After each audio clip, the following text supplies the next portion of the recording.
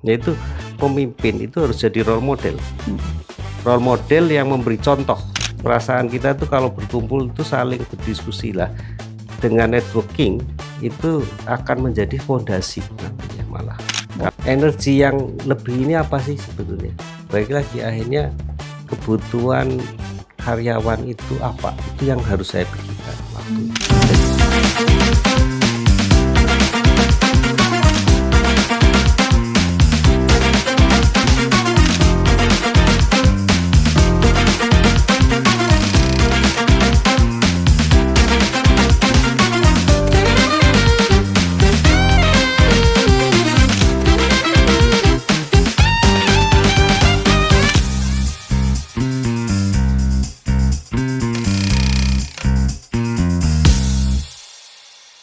Halo, Highs People. Apa kabarnya?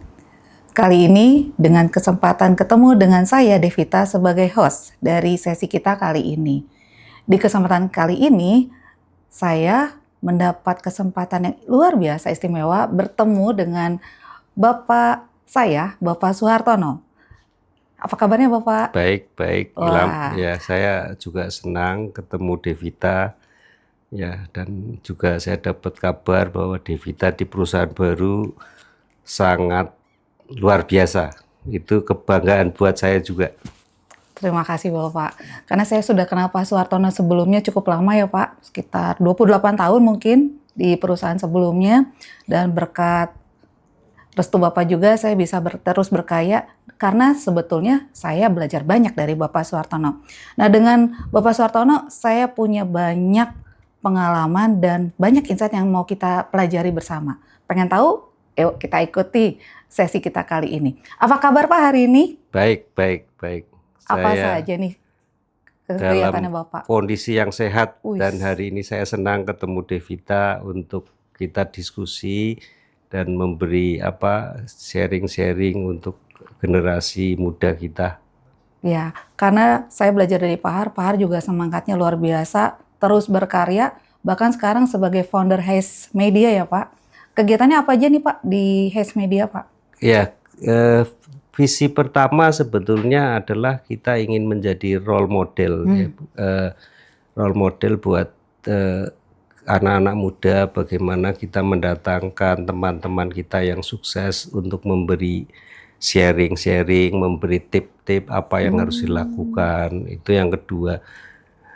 Yang pertama, yang kedua adalah bagaimana kita ini kesulitan buat kita sebetulnya, tetapi buat tim khususnya, tapi kita belajar bagaimana menyatukan orang-orang sukses untuk kita undang dan mau, karena Highs People ini sifatnya adalah betul-betul untuk berbagi, jadi bukan berbisnis ya.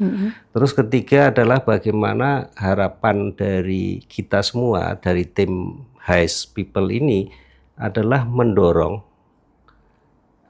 yang kita infokan itu bisa menjadi satu value buat generasi muda. Karena kita memerlukan dengan perubahan-perubahan itu tetap generasi muda itu memerlukan wisdom dari para seniornya ya. Sekarang ini kan dunia udah berubah, semua tergantung teknologi, tapi ada satu sisi bahwa ketergantungan itu tidak akan pernah lepas dari wisdom para senior yang sukses. Karena menurut saya ada 3 pilar yang kalau kita dibilang mau hidup dengan menuju ke atas gitu ya, atau berjuang ke atas, artinya gini, berjuang ke atas itu artinya belum tentu tercapai, tapi harus berjuang ke atas, itu harus memainkan secara saya ya, itu ada 3. Pertama, satu tuh pikiran. Mindset ya. Mindset kita itu kita harus menjadikan kekuatan untuk punya energi untuk berpikir, belajar tentang skill, knowledge, dan belajar terus menerus. Menurut saya itulah pemikiran yang kita harus niatkan untuk berjuang ke atas. Dari pikiran dulu ya Pak. Ya. Yang kedua tentu fisik ya. Bayangkan Devita, kalau fisik kita tuh sakit-sakitan, ya, terus tidak sehat, apakah kita bisa punya energi yang luar biasa di dalam berjuang menuju sesuatu yang kita cita-citakan? Nggak bisa Nggak kan? bisa. Nah, menurut saya fisik ini yang harus di-manage. Jadi contohnya ya, saya ini tiap hari memerlukan waktu setengah jam untuk berolahraga. Wah, seusia Bapak Iya. sekarang masih Iya, sempatin minimal, waktu? ya minimal, bahkan kadang-kadang 1 jam, 2 jam untuk bersama teman, untuk menjadikan badan saya ini secara fisik sehat. Karena dengan fisik sehat ini ada energi yang bisa kita tularkan kepada orang lain, yaitu mengenergize orang lain untuk seperti saya kok berenergi gitu. Energi itu menular ya Pak ya? Iya, Yes. pasti. Ya, yang ketiga adalah perasaan. Ya, perasaan itu biasanya menurut saya bisa, kalau perasaan kita itu di manage secara positif, maka akan ada 2 hasil, yaitu kreativitas, ya, dan networking. Karena jadi kalau emosi kita itu positif, itu kita itu senang berkumpul. Perasaan kita tuh kalau berkumpul itu saling berdiskusi lah. Dengan networking itu akan menjadi fondasi nantinya malah. Karena menurut saya 60% hidup itu networking. 60% malah networking. Ya, mau bisnis, mau apa. Jadi inilah yang harus di-manage tadi. Makanya yang saya bilang, manage-lah perasaan dulu. Menjadi perasaan yang punya positive thinking. Nah, dari situ kita bergulung ke atas tadi, fisik kita, pikiran kita, belajar. Jadi kira-kira pilar itulah yang menurut saya selalu saya ingin kembangkan kepada teman-teman dari dulu sampai sekarang. Jadi tadi kalau Has People amati bahwa dari pikiran, kemudian tadi fisiknya, dan perasaan semuanya perlu di-manage ya Pak, supaya tetap sustain ya Pak ya sampai usia Bapak sekarang ini ya Pak, dan akhirnya memunculkan kreativitas dan networking tadi ya Pak. Pak, kalau saya kenal Bapak temannya banyak banget Pak. Networking Bapak di mana-mana Pak. Bahkan saya di perusahaan yang baru ini karena networking Bapak yang luas. Pengen tahu Pak, dari mulai karir pertama Pak, Bapak mulai kan mulai kerja pasti supervisor Pak di awalnya ya Pak ya.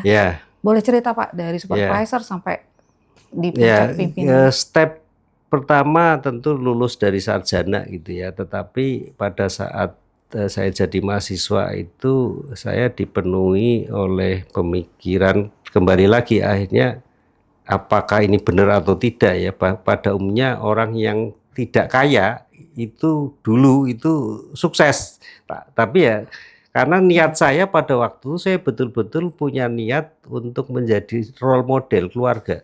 Dan itu pesan dari ibu saya, mau lulus 7 tahun, 8 tahun, 10 tahun, jadilah contoh buat adik-adikmu, karena kakakmu sudah bukan sarjana. Kalau kamu jadi sarjana, itu adikmu jadi sarjana. Dan itu betul, semua adikku itu sarjana. Jadi Bapak pasang standar dulu ya, sebagai jadi jadi tentu itulah saya bilang doa seorang ibu yang luar biasa yang membuat saya itu, dulu saya itu agak saya tidak punya tujuan dalam hidup waktu zaman SMP, SMA, karena pergaulan di desa gitu ya.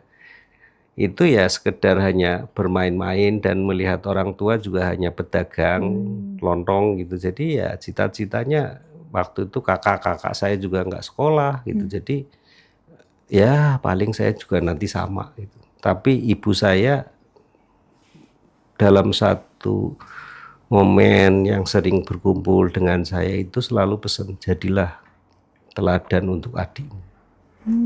Teladan adikmu. Inilah yang menurut saya sangat kagum sekali ya dengan tokoh pendidikan kita, yaitu Ki Hajar Dewantoro. Dan itu saya mempelajari sejarah dari Ki Hajar Dewantoro itu luar biasa. Bahkan kalau kita baca seluruh buku internasional pun itu hanya cuma 3, Iya. yaitu pemimpin itu harus jadi role model. Mm-mm. Role model yang memberi contoh. Iya. Ya, artinya role model itu bukan sekedar hanya berbicara, tapi memberi contoh.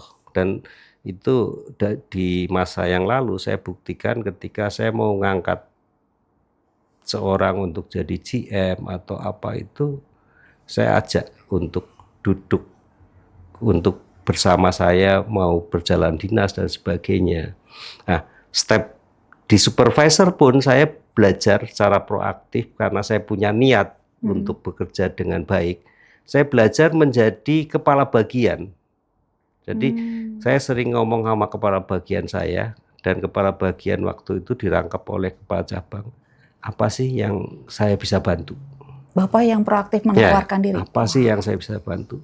Dari situ saya belajar banyak tentang pekerjaan seorang kepala cabang, kepala bagian, menentukan harga Honda dan sebagainya. Nah, dari situ akhirnya atasan itu memberi satu delegasi kan. Delegasi. Jadi di dalam hal delegasi inilah saya menemukan satu titik saya harus berkembang, yaitu networking.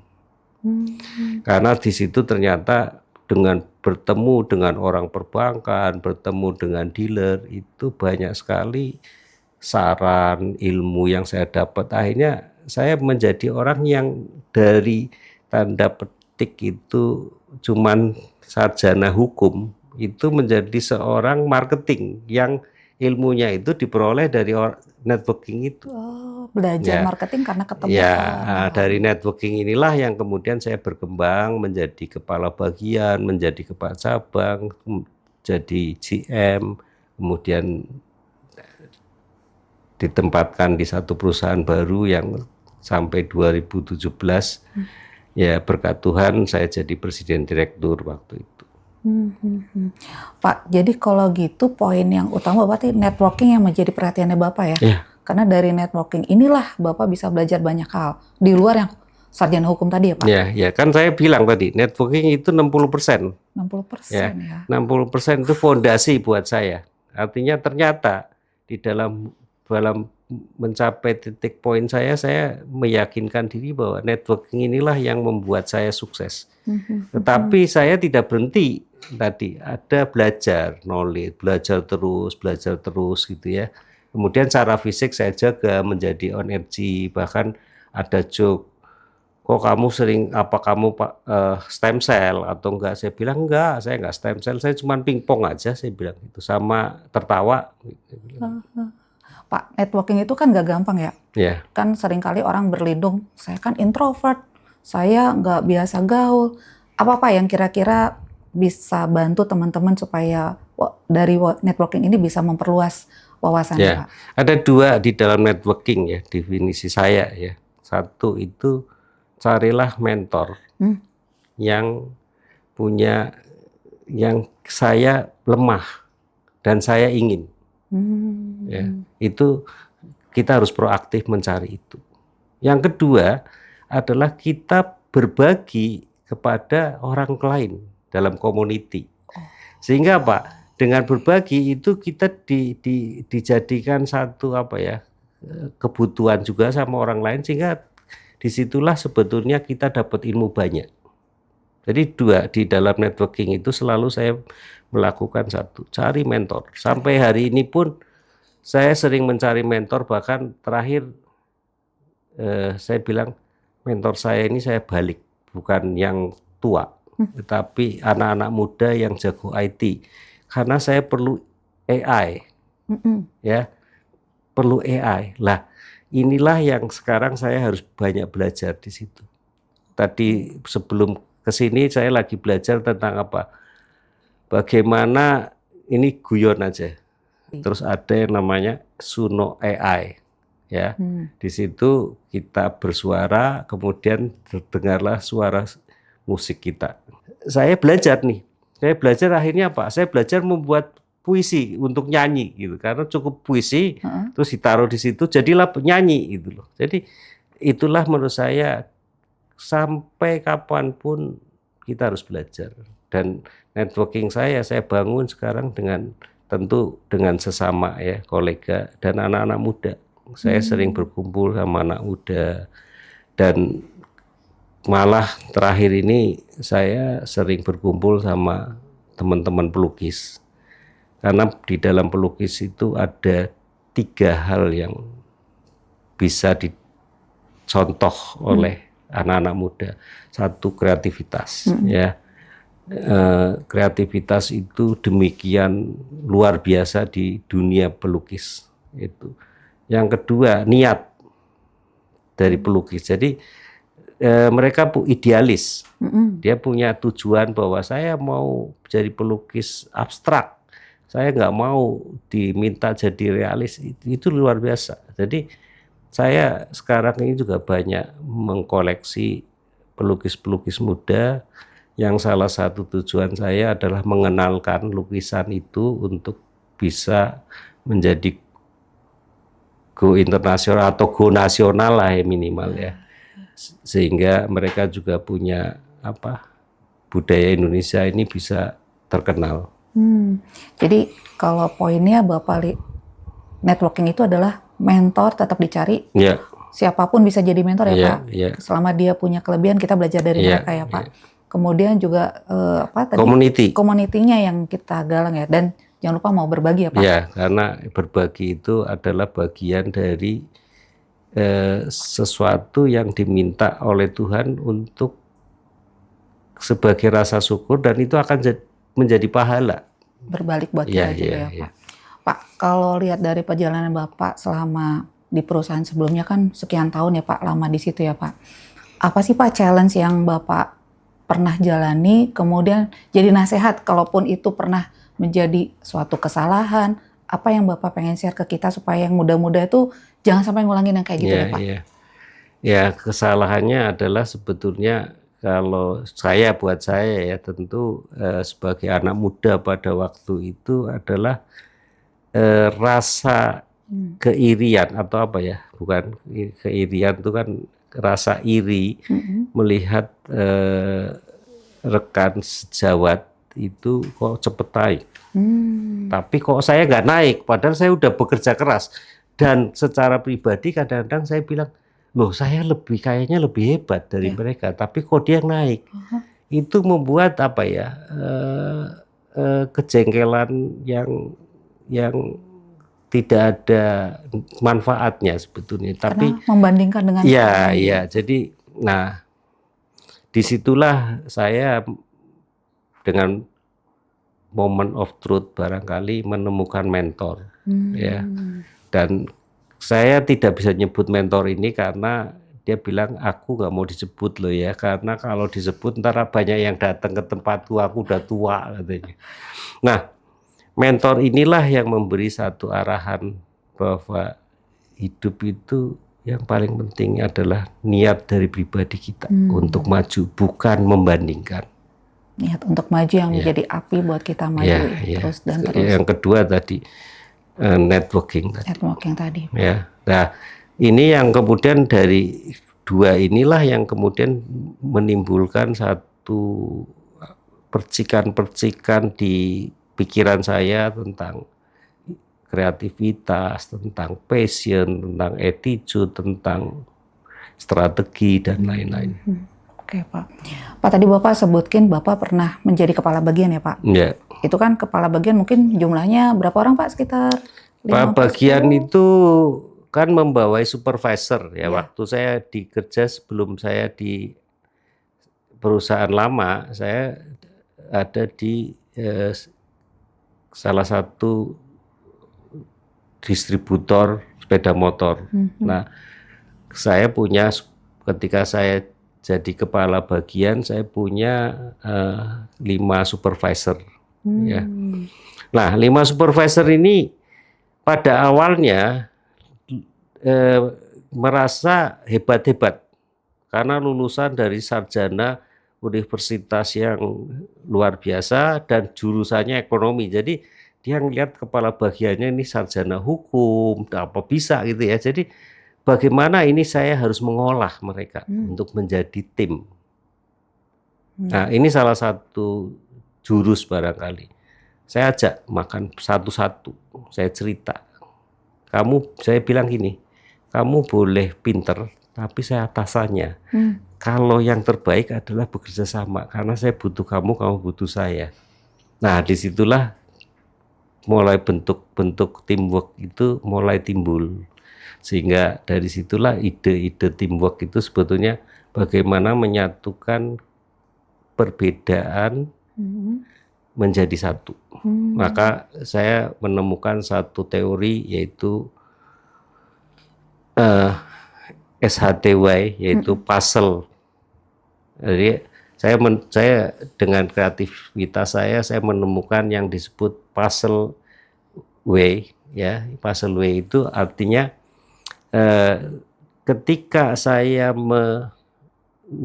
menempatkan satu orang ke bagian-bagian itu bukan berdasarkan sekolahnya, tapi berdasarkan niat, passion, dan ketika interview saya merasa bahwa saya punya feeling kan, tadi kan perasaan tadi.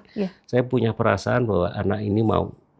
Ya, barangkali contohnya sekarang ini ada seorang direktur HC yang tadinya orang accounting gitu kan, ini agak jauh gitu kan. Nah, itulah yang teori itu ketemu ketika dalam perjalanan pengalaman saya. Jadi Bapak lihat dulu orangnya punya passion atau enggak, Bapak deteksi di awalnya begitu ya Pak? Baik, jadi kalau tadi Bapak sebagai kepala bagian punya 5 kan? Punya 5 itu saya mencoba menyatukan dulu dalam satu, karena mereka merasa individunya hebat-hebat. Nah, inilah yang saya satukan dengan cara apa? Saya ajak satu-satu untuk bicara, kemudian saya bilang nggak ada orang sukses itu kalau sendiri. Jadi timbullah di situ teamworknya Bapak ya. Dan itu yang kemudian menjadi fondasi untuk saya terus sampai presiden direktur pun filosofi saya adalah hidup sukses kalau kita punya teamwork yang bagus. Oh, pantesan. As people, dari dulu saya pengen tahu Bapak punya semangat teamwork itu dari mana. Ternyata dari awal-awal beliau berkarir sebagai kepala bagian, Pak. Terus waktu bertambah banyak ya Pak timnya sampai akhirnya menjadi seorang presiden direktur, Pak. Kesamaan yang utama tadi teamwork, Pak. Challenge-nya apa lagi, Pak, yang berbeda dari tiap level itu, Pak? Challenge-nya sebetulnya ya manusia itu sendiri yang tadi ya dipenuhi oleh individu-individu yang berbeda. Jadi ada individu yang sangat egois, individu yang cuek, individu yang iri untuk cepat naik jabatan gitu ya.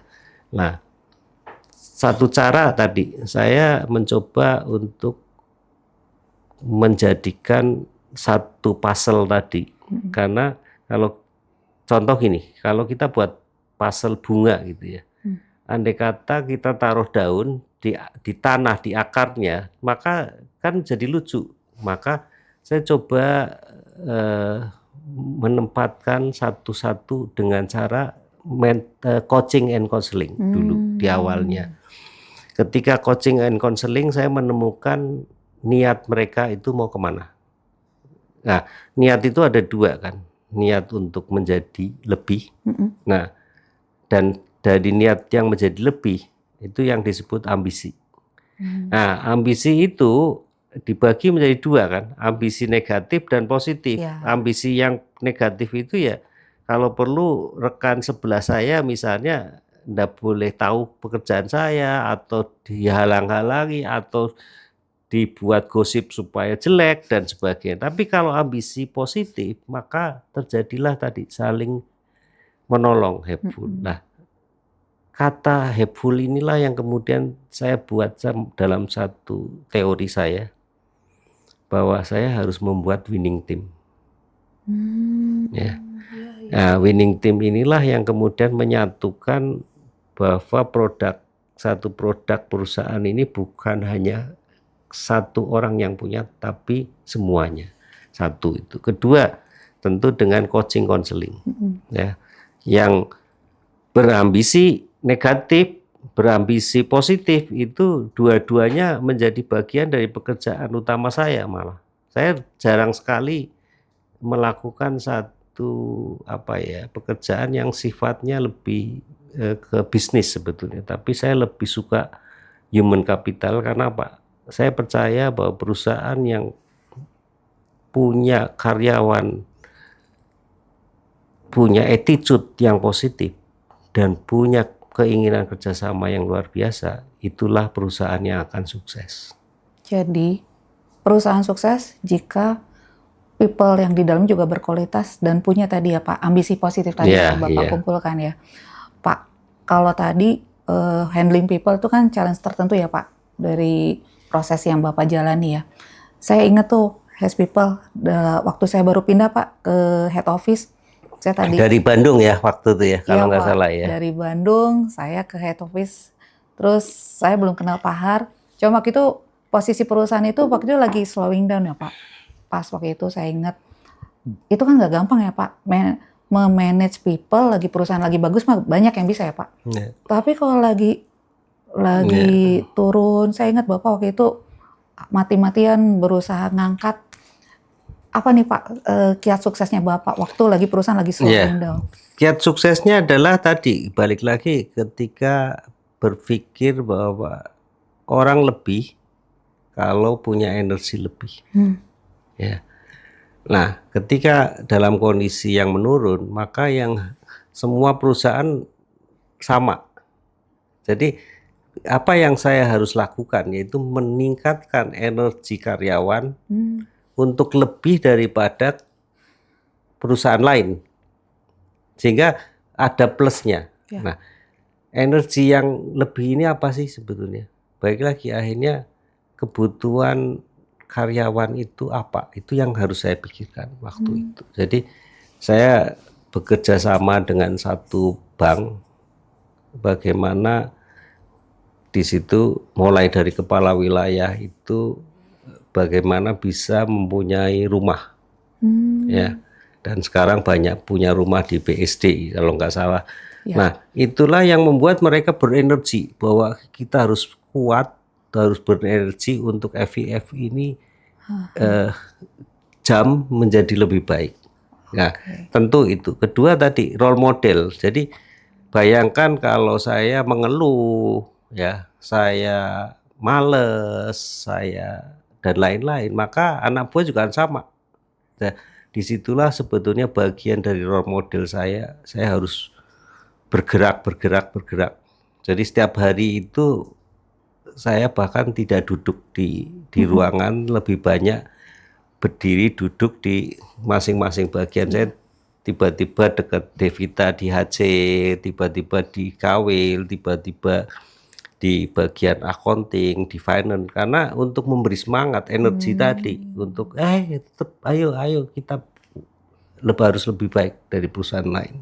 Ternyata kunci suksesnya di leadernya ya Pak ya, energi positif yang ditularkan ke timnya itu yang menjadi kunci sukses perusahaan bisa bangkit lagi.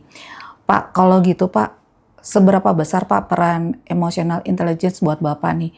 Khususnya kan sebagai seorang leader kan pasti ada emosi yang bergejolak ya Pak ya, nggak stabil terus kan Pak.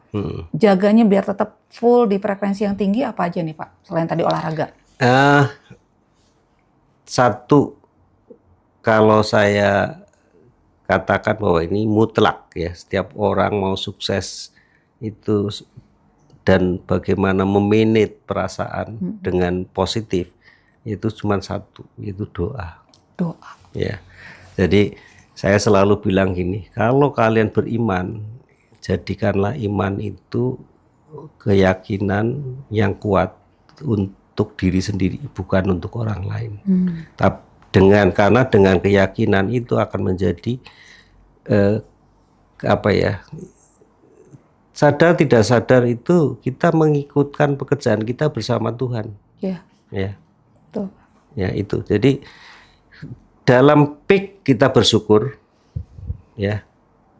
Tapi dalam kondisi yang jelek kita juga harus berdoa dan bersyukur juga. Artinya bersyukur dalam arti tetap berharap pada Tuhan untuk menjadi terbaik. Maka guyonan saya itu kebetulan saya dapat ilmu dari Romo saya, yaitu cari duit dengan duit. Cari duit dengan duit. Gimana tuh, Pak? Ya, karena semua orang kan butuh duit. Ya. Ya, artinya dengan batasan-batasan tertentu, tapi dengan duit, yaitu apa? D-nya itu doa. D, doa. Baik. U-nya itu usaha. Usaha. Tadi energi kita, usaha kita gitu kan. I-nya apa? Iman. Iman. Ya, kita beriman dengan yakin bahwa apa yang kita hidup itu adalah dari Tuhan. Terus tekun. Tekun. Wow. Ya, jadi cari duit dengan duit. Dengan doa, Usaha, iman dan tekun. Dan tekun. Wah. Ini perlu jadi habit ya, Pak. Perlu itu jadi dari Romo saya. Dan saya jadikan filosofi saya cari duit dengan duit. Wow, keren-keren Pak. Nah Pak, kalau begitu Pak, karena kondisinya kan banyak anak muda yang masuk dalam dunia kerja ya Pak ya.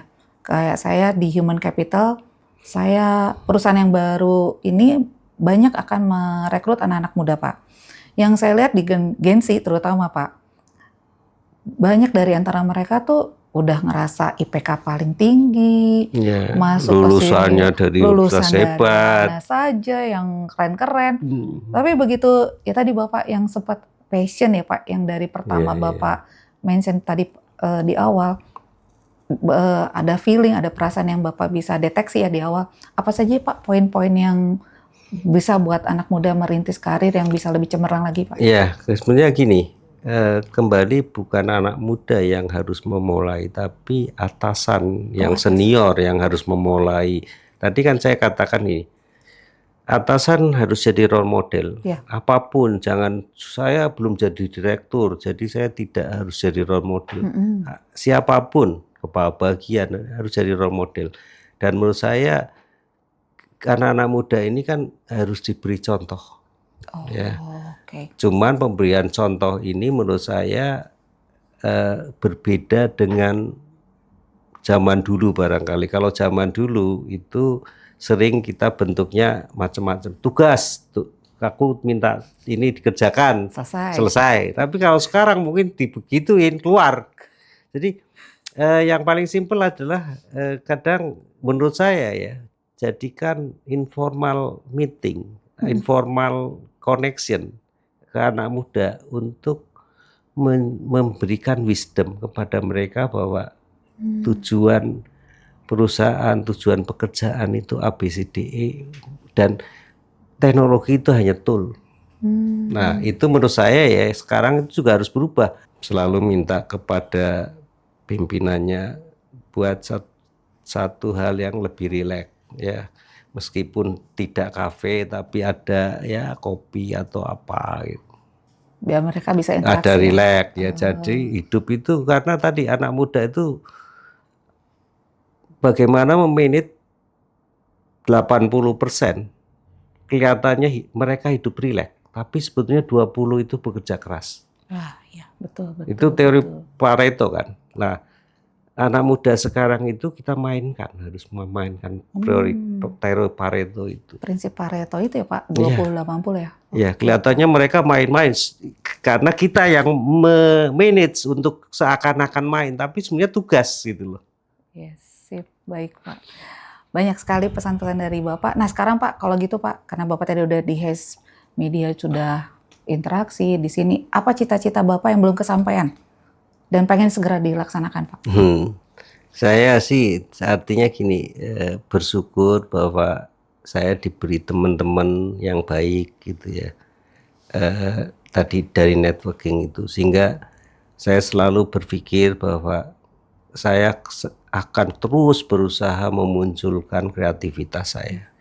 Lepas nanti teman saya bilang oke, gua jalanin atau oke, yuk kita kerjain dan sebagainya, itu I don't care lah, tapi saya akan terus berkreatif untuk berbagi ya, berbagi. Dan pada titik tertentu sekarang saya ingin berbagi juga ke depan ini, gimana high people ini bisa menjadikan satu role model untuk UMKM ini berkembang di Indonesia.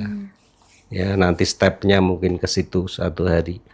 Amin ya Pak, semoga ya Pak. Semangat berbaginya tetap jalan ya Pak ya.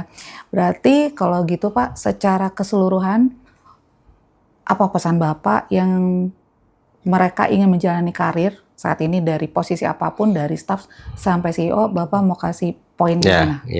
Pertama tadi, saya udah katakan di awal, buatlah networking. Ya, karena itu menurut saya fondasi dalam keseluruhan step kamu mau jadi karyawan baru, mau jadi manajer, supervisor, sampai direktur pun networking kamu pegang dulu.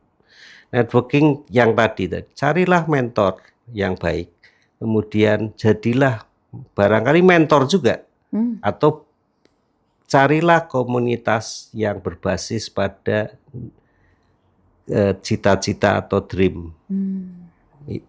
Itu satu. Terus yang kedua tentu terus belajar. Untuk yang step awal ini akan menjadi habit, yaitu jagalah attitude kalian menjadi orang yang berpikir positif dan integriti, jujur, karena itulah yang bisa memunculkan kalian menjadi luar biasa.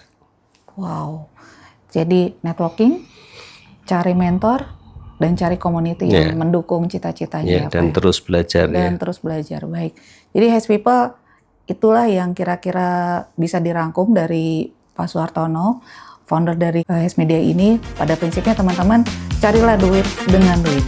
Sampai sini kami bersama Anda dengan Devita di sini. Sampai jumpa di sesi berikutnya. Terima kasih.